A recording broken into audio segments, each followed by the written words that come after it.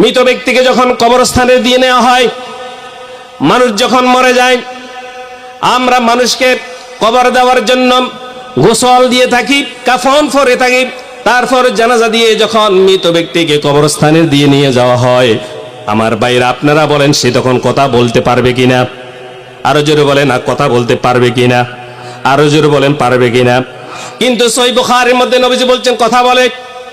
আমরা জানি একটা মানুষ যখন মরে যায়, তার লাশটা কাপড় পরে যখন কান্দে করে পরিবার পরিজন সাথে করে যখন কবরস্থানে দিয়ে নিয়ে যাওয়া হয়, আমরা জানি সে কথা বলে না, কিন্তু নবীজি বলছে সেই লোকটাও কথা বলে।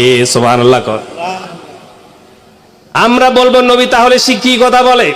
আল্লাহর নবী বলছেন ওই লোকটা যদি ইমানদার হয়, ওই লোকটা যদি ভালো হয়, যদি নামাজি হয়, হক কথা বলে, সৎ কাজ করে, অসৎ কাজে বাধা দেয়, সৎ কাজের আদেশ দেয়, লোকটা যদি ইমানদার হয়, ভালো হয়, তাহলে লোকটা বলে আমাকে তোমরা তাড়াতাড়ি কবরের দিকে নিয়ে চলো, তোমরা আমাকে বেশিক্ষণ মাটির উপরে রেখো না, যত দ্রুত আমাকে কবরের দিকে নিয়ে যাও, আমি আমার রবের সাথে সাক্ষাৎ করতে চাই, আমার আল্লাহর সাথে আমি সাক্ষাৎ করতে চাই, তাড়াতাড়ি তোমরা আমাকে কবরের দিকে নিয়ে যাও।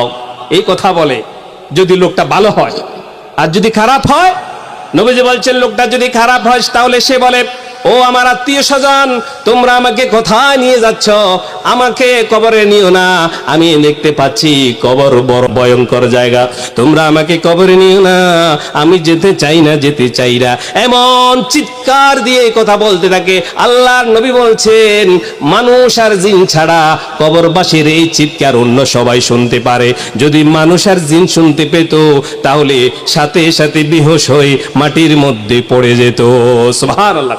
তাইলে মৃত লোককে যখন কবরস্থানে দিয়ে নেওয়া হয় তখন সে কি বলে? কথা বলে। এখন আমরা যেটা করি আমার বন্ধুগণ, মানুষ যখন মারা যায় লাশকে সামনে রেখে বক্তব্য দেওয়া, তার স্মৃতিচারণ করা, এটা তার সেই জায়গা নয়। তার জীবিত থাকতে তার জন্য স্মৃতিচারণ করতে হবে।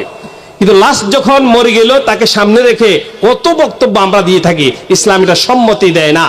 নবীজির সামনে যখন লাশ আসতেন, নবীজির সামনে যখন লাশ আসতেন, তিনি শুধু এই কথা জিজ্ঞেস করতেন এই লোকের কোন দেনাফানা আছে কিনা, এই কথা জিজ্ঞেস করতেন। সাহাবীরা যখন বলতো ইয়া রাসূলুল্লাহ তার কোনো দেনাফানা নাই, নবীজির সাথে সাথে নামাজ পড়ে ফেলতেন।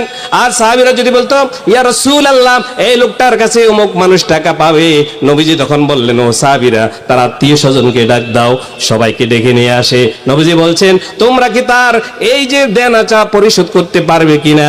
যদি তারা বলে আমরা পারবো, তারপর নবীজি নামাজ পড়িয়ে দেন। যদি তারা বলে না আমরা পারবো না, আমাদের কাছে নাই, আল্লাহ